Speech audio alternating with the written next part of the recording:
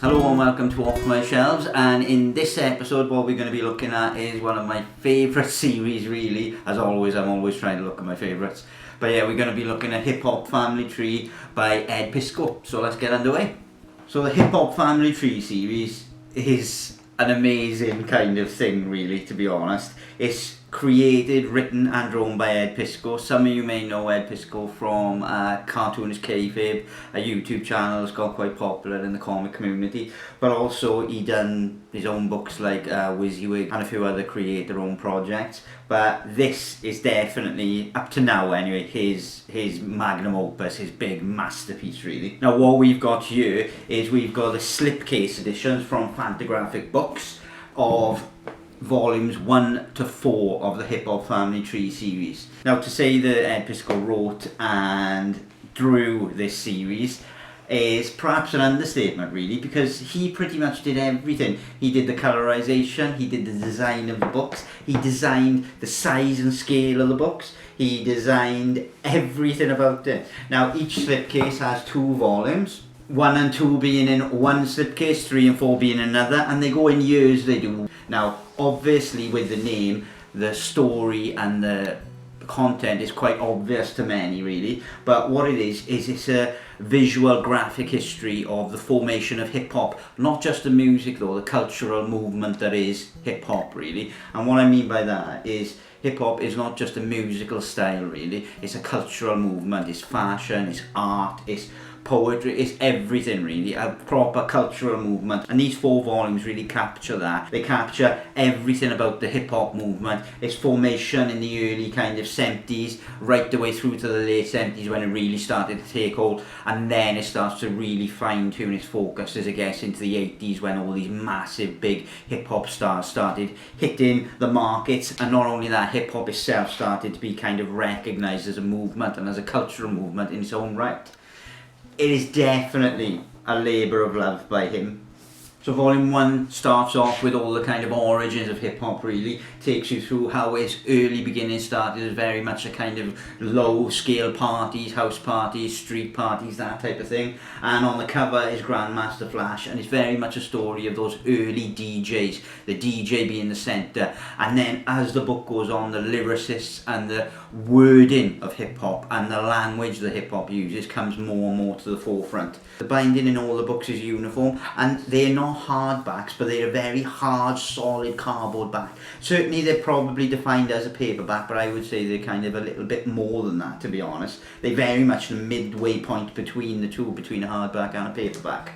The other thing is the size and scale of it as well. It's a little bit bigger and a little bit wider than a DC Absolute. It's a lot bigger than your standard trade paperback, and again they're all uniform size, uniform in everything really. When you go through the book you realise that there's this heavy, good quality paper, and it's got this old kind of discoloured quality to it. Now Ed Piskor really wanted to achieve kind of those old 70s comics, discoloured, being picked up now. He really wanted a vintage feel for it. So the actual texture and the colour of the paper is something that he agonised over. And not only that, the panels themselves have got this wash over so they look vintage. I mean, it's even crazy that sometimes in certain panels that when he jumps forward in time, for example, when he kind of tells a bit about modern day, the panel actually becomes crystal clear colour, signifying not that it's a flash forward almost, that it's not a vintage happening. This is happening modern day in the 2000s and whatnot. And so I think that attention to detail is phenomenal on every level. And again, the lettering, the colouring, the penciling, the inking, the page setup, everything is done by Ed Piskor. I can't really understate how much of a monumental task this must have been.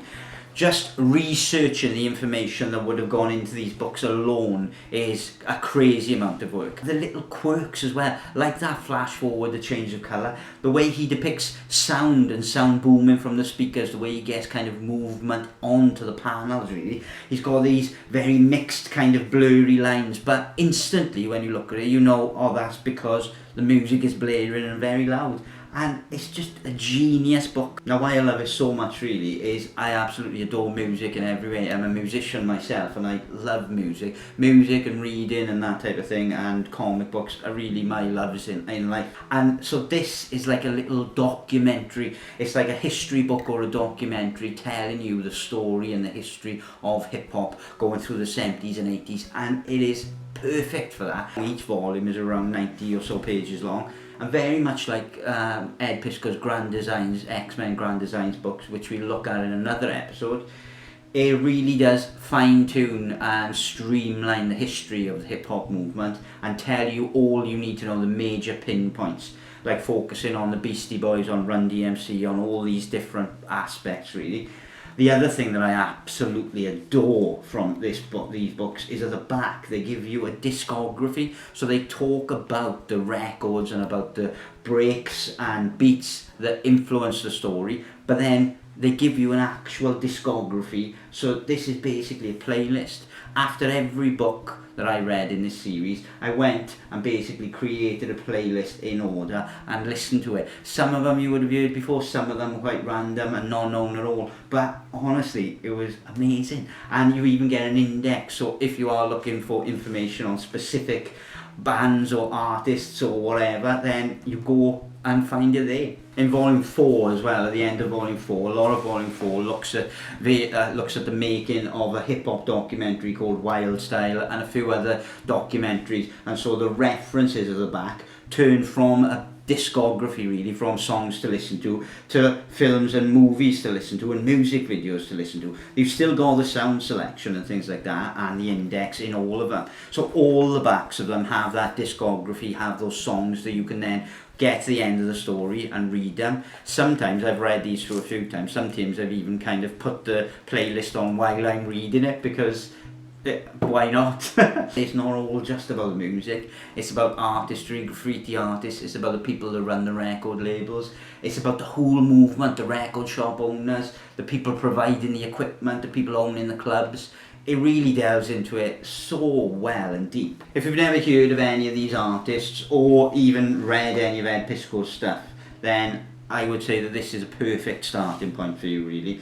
Hip Hop Family Tree is honestly a phenomenal read in every way, shape and form. It mixes the non-fiction kind of history of hip hop movement and it mixes it with comics so effortlessly, and the drawing and the artistry is perfect. I can't really big this series up more.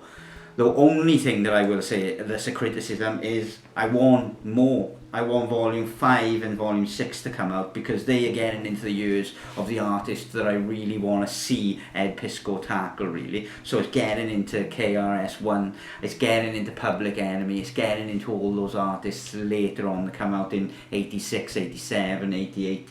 And so I'm really eager for him to continue this series. There's not another book that I can think of that's such a creator-owned project of passion really. He clearly adores hip-hop, he clearly adores the medium of comics, he clearly adores the dimensions and the scale and the quality of certain types of books. Like, there really is an absolute labour of love on every level, and you can still pick these up. I think the slipcase edition that I've got are a little harder to come by now, but I'm sure they are still out there.